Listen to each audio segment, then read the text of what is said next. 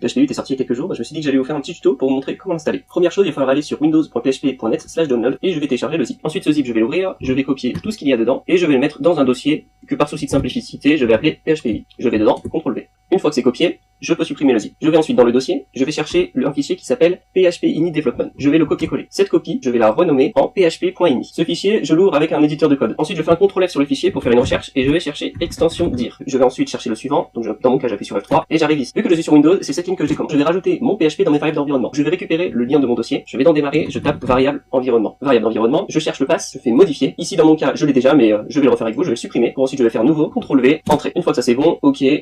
Pour vérifier que ça a marché, vous pouvez ouvrir par exemple un CMD et taper php-version qui vous dira bien que vous êtes en PHP 8.0. Ou bien, si vous avez Gitbash installé, on peut taper un which PHP pour vérifier qu'il renvoie vers le bon dossier. Donc après, souvenez-vous bien où est votre dossier où vous avez installé PHP, parce que quand vous allez avoir besoin de communiquer avec par exemple une base de données, vous aurez des valeurs à changer dans le PHP init. Le plus souvent, ça sera l'extension PD.